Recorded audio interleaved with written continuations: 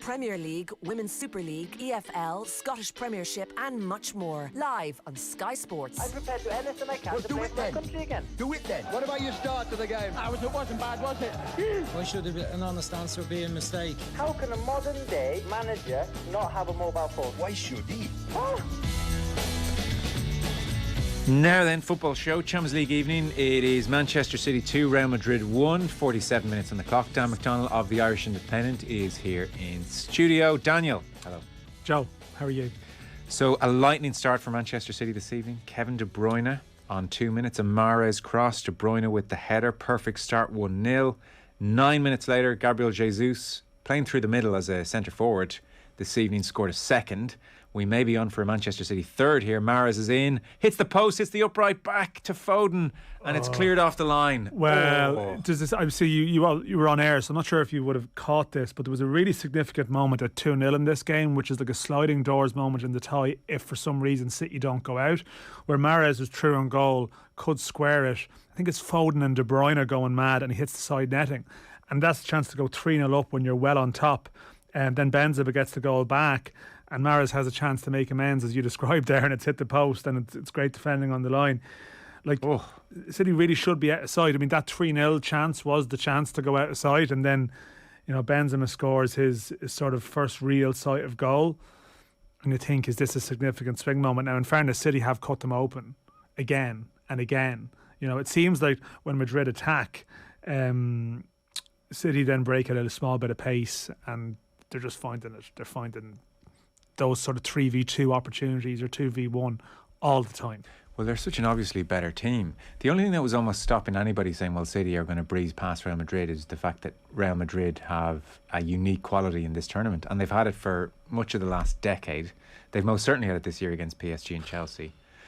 We're watching the Mahrez chance again. It was terrible defending. It wasn't even a sort of an amazing piece of play actually at all. It was just a nothing punt up the field, which Madrid defender swiped at and missed. Actually just missed. I mean, you'd see it in Leinster Senior League. Mahrez got a little tip. They did actually get a little touch. Okay. In fairness, bit of a tip, but Real Madrid defender took a swipe at it when really shouldn't have committed that way, with Mahrez having the potential to get a touch in the ball. And then Mahrez didn't do much wrong, It was down the right-hand side, opened his body, went for the far corner, hit the upright. Came to Foden pretty quickly. All he could do was really direct it on goal, and it was cleared off the line. So it stays 2-1. As Dan mentioned, Benzema on 33 minutes brought Madrid back into it against the run of play. It was a Mendy cross. It was a really brilliant Benzema finish. That's his 40th goal for Real Madrid this season. He had 34 right the way through last season, and he's up to 40 already this season. Really extraordinary. I mean, he's been extraordinary. He just sort of delivering when it matters, and that was the classic case in point. But City can only really lose this tie on their heads, really, as much as anything. They even had a spell in the first half of 2-0 where they actually gave away one or two chances, but almost a sort of bit of complacency almost in their own half, and they will be spooked, I think, if it's 2-1 or one goal difference at the end of this tie, going away for the second leg. Definitely that would be the case. I think they need to reflect their dominance and to sort of just because they got the job done in Madrid against Atleti, but in some ways they actually weren't madly impressive. They were impressive in terms of how they dug in, but they actually gave a lot of chances away. So they just need to be careful. Absolutely, I totally agree on 2-1. They'll be scratching their heads and feeling slightly worried and wondering if there's just something about Real Madrid that can't be discounted. But they're dominating. I mean, they're not spooked right now. They're right at it. Totally they're on top of this game. The tempo they're trying to play at, as I said, it was only their own complacency in the first half. 3-0 wouldn't have been unfair if Mahrez had stuck that chance away. No. So we'll see. That is where we are after 51 minutes on the clock. There was a lot of Robbie Keane love on Twitter last night. He was on Monday Night Football with Cara. Dave Jones saw the big seat, or it's not even a seat, is it? You stand up sometimes. Do everything on that show. Yeah. Saw Gav Cooney. I didn't get to see this because I was in here. I saw most of it, yeah. I saw Gav Cooney even tweeting about how, you forget the quality of his highlights reel. So they obviously did a section on Keane and his goals and his finish. Yeah, they did. I think the best part of it was Keane explaining. There was they showed a sort of a selection of little lobs that he executed, and probably the most insightful thing he said. And I mean, sometimes the most insightful things are the most simple things, but I mean, they're simple to him and not to, it's his ability to do it at speed is what sets him apart from others. He just pointed out that if you look at all these goals, the minute he sees a goalkeeper step off the line or take a step towards him, he instantly sort of judges this is the time to do the lob. Now that doesn't sound remarkable, but it's when you watch it in play and it's like a ball being fizzed through at pace, and he's sort of scanning to see, okay, the keeper's coming, he's suddenly started to move, now is the time I try it. And I mean, okay, it was his goals. Maybe there was times it didn't come off, but there seemed to be a lot of Keane goals like that where he was sort of off the shoulder, through on goal, and he sort of executes this little dink, There's a bit of footage of him when he was playing for Coventry as 3-1. well. 3-1 City. Phil Foden header. It was coming. Even after that Mahrez chance, we were describing what had happened, and City kept going and kept going and kept going, and now they are 3-1 up, and really they should push for a fourth here. They could put this whole thing to bed They tonight. really can, yeah. No, they really can. I mean, this is totally merited scoreline on the basis of it. Foden in the first half had one outrageous piece of skill to keep the ball in when it was sent over his head towards the touchline. It was one of those, anyone else lets it go out for a corner or a goal kick. He kept it in, and in one movement swept it across the 6-yard box, and Jesus hadn't even anticipated he would keep the ball in.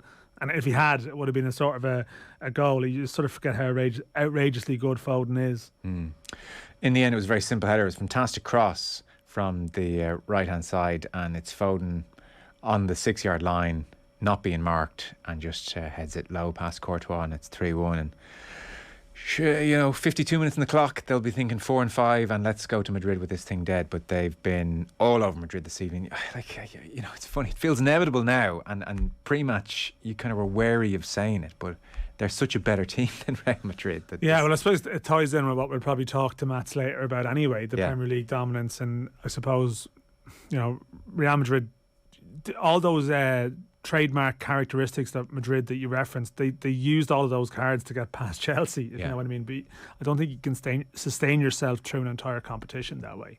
No, it wasn't a sustainable business model. Miraculous comeback after miraculous comeback. So Keane was on, I saw he was asked about getting jobs, and I saw at the end it was ironic, Dave Jones was saying, is it a disadvantage that you're a big name in football? And he was saying he's very keen to get a job, no pun intended, and he's out there looking, and touched on Liverpool as well. Certainly the plan in his head was that it would be Keane and Torres together, but then Gerrard behind Torres had worked beautifully. Yeah, he arrived, and we know that didn't work out for him. It's strange, I don't mean this as a criticism, but I did watch it. I'm not sure if anyone's ever really got a fully insightful Robbie Keane interview. I think there's always a bit of Robbie Keane that's conditioned to hold a bit back when it comes to some of those things, like and I think that's always been he's been very much one, I think, that he doesn't really speak out of turn in terms of the dressing room. He doesn't really have a... Oh my God, 3-2. They're unbelievable. Real Madrid have scored. It's 3-2. And it's just the most extraordinarily frustrating goal from Pep Guardiola's point of view, in that a Real Madrid player has just run about 20, 30 yards with the ball. I'm not sure actually who actually got the goal. But We're going to see a replay now. 54 minutes on the clock. Mick outside can check the score for us as well. Didn't see it properly. So, I mean, it's a nothing ball. It's a nothing moment. It's a dummy. And it's such a poor goal for Man City to give away. It's down the Man City right-hand side, and Fernandinho seems to have gone in at right back, because they're light at right back, and obviously Stones started there. It is Vinicius, because he's been playing down that side, Stones had started there, and for whatever reason Fernandinho's on now, and it's like, this is the kind of move that doesn't work when your mates do it at Astro, and you're kind of, well, City are on the attack here, this could be another goal. So a ball's played up the left-hand touchline into Vinicius' feet, and he does that thing which I always think is a stupid move, where he just lets it through his legs, and 9 times out of 10 it just hits off the defender and nothing comes of it. But Fernandinho seemed to buy the dummy, and it goes in behind Fernandinho, halfway line, and Vinicius then just runs the 40 yards to goal and scores. And I guess this is what happens when you have a 35-year-old centre midfielder playing right back against Vinicius Jr. Yeah, I suppose even in the games with Liverpool recently, and obviously Liverpool are far better than Real Madrid, but they have Like City have had great spells and then they sort of concede, like in a almost out of nothing. Now you would attribute that to sort of Liverpool's ability to just be explosive and do something, but yeah, they're making life complicated for themselves here anyway. But sorry, back to Robbie Keane though. That I think like Robbie's always been very much. He never really gets into verbal stuff. He would have maybe at times been critical of, say, FIFA around the time of the Henry thing. But when you think of it, he's left a lot of clubs, you know, various managers at various times, and he's always kept it in check. And even with the Liverpool stuff, I remember one or two interviews where he was somewhat critical of Rafa, but really, you know, it did appear like Rafa didn't at the time might have preferred another player. Didn't get his way, got Keane, and probably didn't treat him especially well. But Keane has never really gone there, you know. And I always think he's been quite diplomatic in terms of how he handles these things. He just has it in him that he doesn't want to get into spats with people in the game, you know. And that's always been. But I wonder, as part of that, a degree of caution still around the media too. That I just don't know. I feel like there's always a Robbie Keane story. Like that, I'm not sure if he would lay everything out in that studio in the way that, say, Neville and Carragher would, but of course they're doing it all the time and they're very comfortable in that domain, and this is probably where they want to spend the rest of their working life, if you know what I mean. So it's easier for them to do it, whereas maybe he wants to get back in, so he's not going to become a tell-all Robbie Keane, if you know what I mean. From memory, he went there a touch on Gary Neville's soccer box, where he recalled either Rafa or somebody on Rafa's behalf wanted to sit down and do video analysis of this rings a bell, actually. Yeah, movement. Yeah, with him. Which actually you're right. Yeah. To which Robbie Keane thought, movement. Do you want to see movement? Look at my goals. The one charge you could not make of Robbie Keane is movement. He needs a bit of work on his movements. Is like almost his MO. Well, maybe his movement was too instinctive, as opposed to maybe Rafa wanted a degree of controlled movements, you know, repeating these movements. Yes, I want you to make predictable movements as a forward. Which isn't really his thing. And certainly the impression he gave to Gary Neville in that interview was, I found that a bit insulting, which is understandable. So it was quite noticeable last night that in the main he was just getting a lot of love on Irish Twitter. And was he? Yeah, I didn't notice that, because every time I see something at Robbie Keane now, he gets a bit of love, but then then invariably there's a FAI salary comment. Well, I was just going to say, because really that has been the cloud around Robbie Keane and his relationship with, I suppose, Irish football at large, for some kind of way of putting it. Like the most recent story was that a Fine Gael senator, Micheál Carrigy, had to apologise to Robbie Keane and made a full apology for inaccurate and unfair statement. Sunday Independent reported at the weekend that Keane's solicitors had contacted the Fine Gael senator seeking an apology and a retraction of the remarks which followed. But this conversation around the FAI and Robbie Keane's salary and the absence of an official role. Yeah, I mean, it is a messy one, right? And I think the one thing you can say about this that no one could dispute is that there are no winners in it. Like, it's not a good situation for Robbie Keane. I know people will say, well, it's a great situation. You know, he's getting money and doesn't have a defined role. Are we saying a reported 250,000? Yeah, no, that's certainly, you know, my understanding. I think it's been sort of put out there that would be the case. I just think there's an important point to make, is that the people in the FAI at the moment, who are sort of the key decision makers in the FAI, say at board level, and the CEO, Jonathan Hill now, this wasn't their decision to award Keane this contract. And they probably made a couple of decisions around 2020, around the same time that they promoted Stephen Kenny into the senior job. By operating off the time-stamped aspect of his contract, they said, well, this was laid in place, we're not going to sort of break this contract. And the same principle was probably applied with Keane. And around that time, I would have spoke to people in the FAI who said they don't particularly feel Keane had done anything wrong. You know, that he was given a deal. It was badly managed in terms of, you know, the forward thinking as regards it. But they didn't particularly blame him. Now, I know a lot of people would say, well, you know, he doesn't need the money and all of this. But I think at FAI level, what I would say is that I don't think I've ever picked up a sense of from them of sort of being, I don't know, sort of fuming with him. Their attitude is, we inherited a lot of far from ideal situations, and we're sort of applying a consistent stance towards it. And you know, the thing is, it hasn't ended up playing well for him, because in a lot of comments, that any story that goes up or anything like that, no matter what detail is offered or explanations are offered, there's people there going, well, at a time when the FAI is in a bad way, you're getting this money from them. And he would defend that and say, well, I mean, I give a lot of money to the game and other causes and stuff like that. Of course. Did he give great service to Ireland for years? Of course he did. But it's just one of those ones where you're fighting a losing battle with the perception of it. Well, Jonathan Hill's on the record as saying, I think it's fair to say the situation around Robbie initially was not of his making. I personally don't believe the association handled that situation particularly well. For that, I was happy to apologise to Robbie in our conversation. So I would interpret that as the way in which Robbie Keane was, told that there was no place for him involved in the senior setup as of April 2021. Stephen Kenny was appointed, and how the communication maybe could have been better. So Hill is saying that. Yeah, they was left in a vacuum that day. Yeah, he was.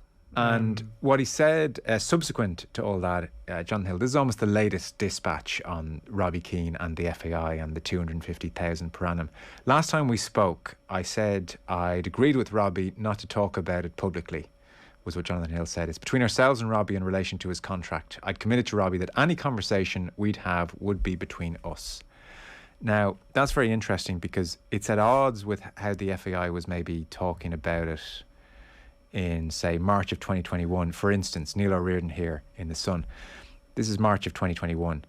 The FAI has begun talks with Robbie Keane over his position with Chairman Roy Barrett, admitting he was conscious about staff morale. Ireland's record goal scorer and appearance holder has been on the FAI's payroll, but with no duties to perform for almost a year. The fact that Keane remained as the association's second highest paid employee when he had no role has been a major source of controversy. That was March 2021. And then even May 2021, so a year ago, Paul Rowan. Jonathan Hill is said to be making substantial progress in resolving their standoff with Robbie Keane. That's the FAI standoff. Roy Barrett, the FAI chairman, said last week there's an ongoing discussion and dialogue with Robbie and Jonathan, and we'll see what comes of that. We should have an outcome in the not too distant future. That is May of last year. And now here we are, and actually the contract, the 4-year contract, has just come to a natural end. So the sense looking in is that actually they tried to have talks last year to reach some resolution, presumably some kind of a payoff or to find a role. You know, he attended some UEFA meetings and did various things. And yet none of that happened, and here we are. And so the full 4-year contract, 250. Yeah, it was the 250 was triggered 2 years into it. It wasn't initially 250. It was triggered. So like there's layers to it, and how it was signed off on and all of this without going down that road. But I think the key, you referenced those points. I mean, Gary Owens, I think, was on this show around the time that Stephen Kenny's backroom team was confirmed. And I think even around that time, the issue from Keane's side would have been certain things that were said, who contacted him on the FAI's behalf, because what happened was, effectively, they hired a couple of people for the same job. Stephen Kenny did nothing wrong in this. He was told you could pick your own backroom staff, but Robbie Keane also had a big contract to effectively be on the backroom staff. You know, so that's not a good situation. And as I said, like, you know, there's a lot of things that probably could have been done. I suspect that, you know, if it had been handled better in March 2020, you know, or April 2020, when the kind of thing, you know, you probably could have reached some kind of amicable resolution then. You could look at it and you could have your own opinions on it and think, you know, was Robbie looking at the situation, particularly when Stephen Kenny was struggling in the early times, and wondering, well, you know, what's the situation here? He would never say that. I'm sure if you ever put him, of course he would never say that, but anyone in football is reasonably pragmatic, and I'm sure Robbie would one day like to be involved. And, you know, you might think, would he have looked at the under-21 job at some stage? Would that have been broached? But of course, that was all tied up as well as a deal. So he will probably defend himself against it. But it is one of those stories that, like, there's just... There are people now out there who only know one version of the events. You can read the FAI statement saying they apologised and all of this. But some people just see Robbie Keane's getting 250 grand from the FAI, who are 70 million in debt, and that's bad, and that's a hard one to tackle, and it's one that he is going to have to probably address in the future still when he does choose to speak about it. And I'm sure he'll defend himself sort of robustly when that time comes, but there is that small bit of that thing hanging that he needs to address. It's still Manchester City 3, Real Madrid 2, 67 minutes on the clock. We're going to take a short break. Matt Slater has been waiting very patiently for us, and he's written a very interesting piece in The Athletic about, English dominance in this competition. We're going to chat to Matt in just a minute. Football on Off the Ball. With Sky, all the football you love in one place. Across Sky Sports, BT Sport and Premier Sport. Joe Molloy here, Dan McDonnell here as well. 70 minutes on the clock. Man City still stroking the ball around and looking very threatening against Real Madrid. They are 3-2 up. We're not quite sure how Madrid are 2, but Madrid are Man City full value for their 3. So 3-2, 20 minutes to go. And you suspect... if it finishes like this and they're going back to the Bernabeu, City will get a bad feeling on that flight over. And I must say, Madrid, the last 10 minutes or so, since they've got the goal back to 3-2, they've had one or two moments. Like, you sort of sense that City assurance at the back has been shaken a bit. Very good to say, we're joined by Matt Slater, who's written a very interesting piece for The Athletic. Matt, it's great having the show. Have to confess, when we decided, let's talk to Matt about his piece this evening, we were ever so worried just on the off chance Madrid were 4-0 up this evening. So thankfully that hasn't happened. You and me both, Joe. So I'll let you lead this off. It's a fantastically detailed piece. You've put a huge amount of work into it. In effect, we are talking about the English level of dominance both in Europe and just the sheer strength of the Premier League. And you mention a question that's being asked semi-seriously, you say, at the fringes of sports business summits, club gatherings and confederation meetings. Is the Premier League already the real European Super League? So you might lay out the case for us. Well, I want to start by saying I'm a reporter. I don't do opinion. So that piece was very carefully written that way. I don't think English football, the Premier League, is dominating anything. I think it's having a moment. I think football is often cyclical, like lots of sports. And the evidence would suggest things like the UEFA coefficient, the country coefficient. The English league, the Premier League, is the highest, overtook La Liga a couple of seasons ago, and it's stretching its lead. And that is based on the results of all clubs in European club competition. And the last couple years, 2-3 years, have been pretty good for Premier League sides, having been not so good, relatively speaking, for about a decade before that, when La Liga had a moment, and Bayern, for example, were very good. So there's that. There are various metrics. There are various club indexes that use, ways of trying to compare teams from different club leagues and competitions that are all kind of saying the same thing, that the Premier League sides are good and strong at the moment. There's a lot of depth if you keep going down the league. So there's lots of people pointing out the same thing. And we probably shouldn't be surprised by this, because the Premier League for quite some time has had real financial muscle. Ooh, I think we've lost Matt. While we're getting Matt back on the line, one of those very, very good players in the Premier League, Bernardo Silva, has just scored an amazing goal to put Manchester City 4-2 Ref up. looks to have played a good advantage here, it seems, because there was, I think it was De Bruyne who went down and looked like a very good case for a foul at the edge of the area, and the ref either didn't believe it was a foul or he said play on, and Madrid sort of stopped for a minute, and Bernardo Silva smacks it left-footed into the top corner, with Madrid almost a bit shell-shocked for a minute. It's a foul on Zinchenko. Sorry, yeah. God, it's an amazing finish. Yeah, it was Toni Kroos on Zinchenko. It was a blatant foul. And you can see as Camavinga stops, one of the Madrid players stops, and Silva runs off him and played a whistle. At every level, it's the basic thing, isn't it? He's left a goal and he's about 20 yards out and he just rifles it in at the near post. Like, really, you would say near post, Courtois there has to do better. Oh, it's poor goalkeeper. I mean, it's a stunning strike, but Courtois, he almost semi-ducks. I honestly think they were a bit spooked by expecting the foul. The Courtois almost sitting down and not diving for it looks worse on replay. In real time, it was such a great strike. I think he was almost taken by surprise by it, because Silva's like got his back to goal, half gets his side to goal, and then just rifles it near post. So much power. Maybe Courtois didn't have time to react. So now it's 4-2 Man City. They're on the attack again.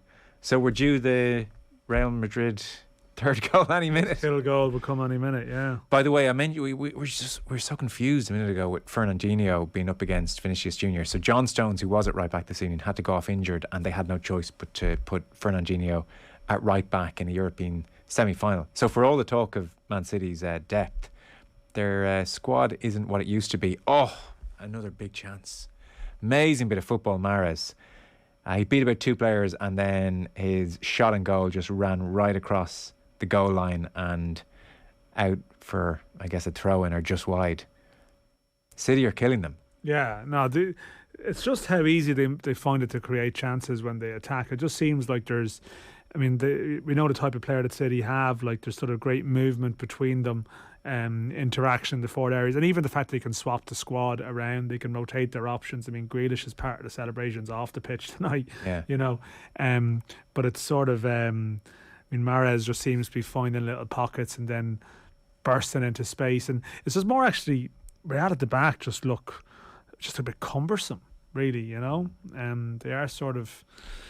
They've been pretty easily. They look very average tonight. They look like the Madrid, which people were talking, you know, as in like a kind of tired outfit heading in the wrong direction, and who, you know, just weren't at the absolute elite anymore, and they kept surprising us against Chelsea and PSG. But every time we write them off, as you said, they score. So we've got sort of 14 more minutes for him to do that. But I mean, anyone watching the game's thinking, where's the next goal going to come? Yeah. If you didn't know who the teams were, you just watch this game. Who's going to score next? Be like, well, clearly the team in sort of light blue are going to score. Interesting story emerging. We're trying to get Matt back in the line, by the way, just if you're wondering Wi-Fi let us down.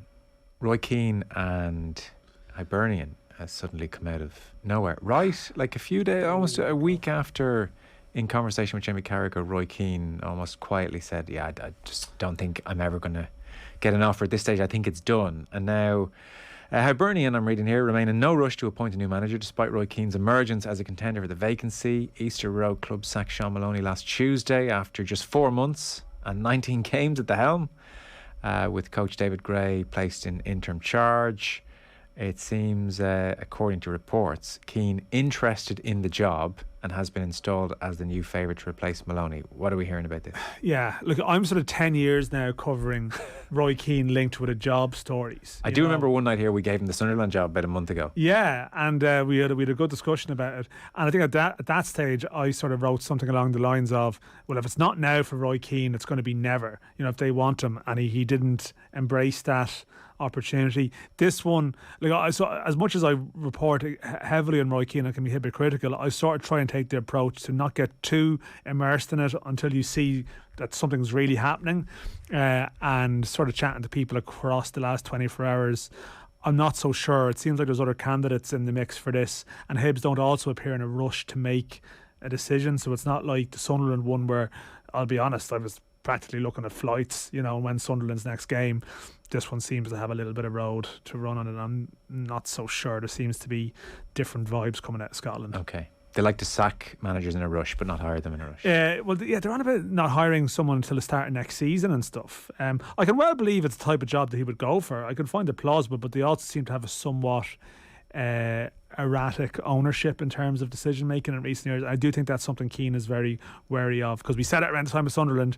Certainly, if he goes in once somewhere else and it doesn't work, that probably is the end of it. Matt Slater back with us. Hey, Matt. I'm sorry, we had a power cut. I'm not kidding. Power cut? Yeah. Dear, oh That's dear. Brexit UK for you. All the money's at the Premier League clubs and that's it. I know, we're running on half power. So we lost you mid-flight there, but in your report, I mean, you detail so many different metrics, which all point to, I suppose, what we instinctively can see, which is that the Premier League has become this incredible concentration of wealth and talent. So, for instance, one of the stats that you mention is that of the top 100 players, and again, this is as measured by a football group in the way, you know, that you can measure these things objectively, but they gave it their best shot. So of their top ranked 100 footballers in the world, 54 are in the Premier League. Of the top 200 footballers in the world, 94 are in the Premier League. Now, the next best is La Liga with 44 in the top 200. So, like, in that respect, which is a pretty good metric, where are the world's best players? Man, the Premier League is absolutely dominating here.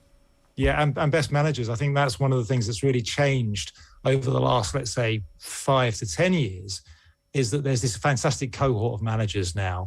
So you're right. I think the big six, I don't like to use too many cliches, but those sort of clubs have always had good players, great players.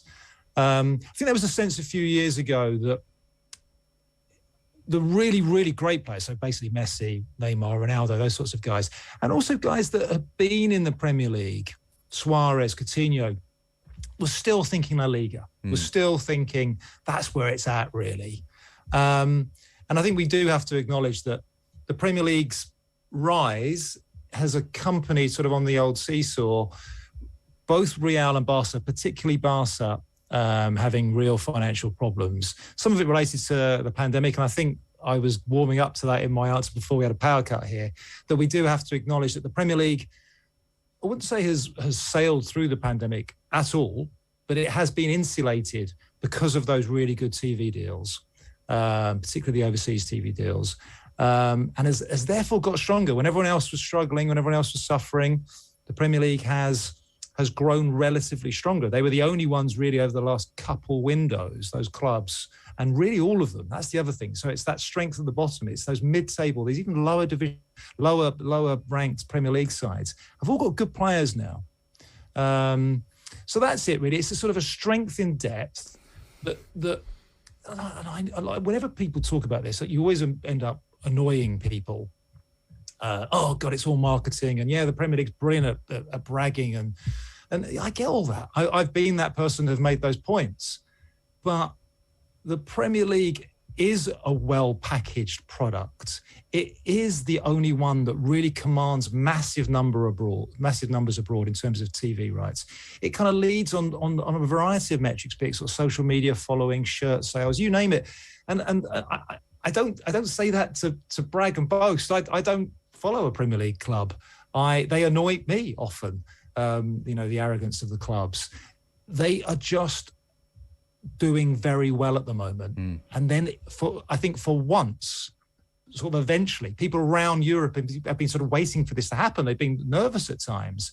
It is just starting to translate to consistent, sustained European club success. It sure is. Matt, stay with us. Don't touch the power. Dan, right on cue. Yeah, so I mean, as we said, what's going to happen next? It's a Real Madrid goal. It's 4-3. It's Laporte has been punished for it's a free kick into the area, and it's one of those where he jumps up to clear it with his head, but his head sort of hits off his hand, and the case was made. The referee wasn't for turning in terms of it being, and there was nothing in his ear telling him not to award the penalty, and Benzema has sort of done a high-class Panenka, it must be said. I can't believe he did that. Yeah, he just he did it, and he's lofted it in, and it's 4-3, and Pep looking a bit forlorn on the sideline as he digested the fact that they are only one goal up. It's quite semi-finals, incredible. They always deliver. Panenka at that stage. Yeah, Matt, it's one thing I was going to ask you, because I'm really interested in this whole general subject, and you mentioned that it's cyclical, it's a moment and it's cyclical, but with the TV broadcast deals, the international deals that you're referring to there, where does this cycle end? Because it does feel like there's almost a cementing of status there that I'm wondering what event could trigger the Premier League losing this status, because this is where all the Super League chat comes from, right? It does. It's the big clubs in Europe that are jealous for their piece of the pie and all. But I don't see how this ends, within the current the sort of state of play. Nothing lasts forever. The shock is always around the corner. It's the one you don't see coming. Look, it's a really good question, and it's come up in the comments, and it's come up in sort of conversation around the piece. Look, certainly for the next few years, I would say the Premier League's position of relative strength is safe and will probably grow.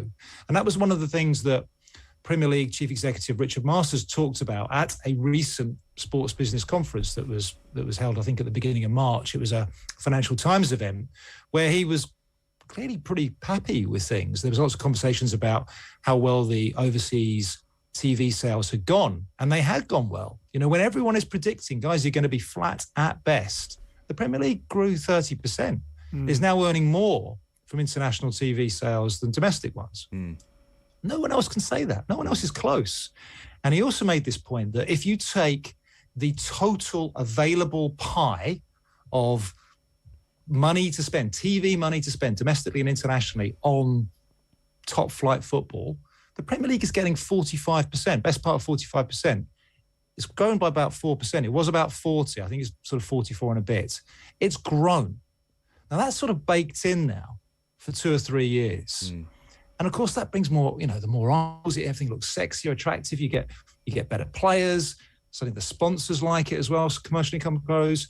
So look, yes, the question is, you know, what's going to change that? Well, it would be things like, dare I say, it could be a combination of these things.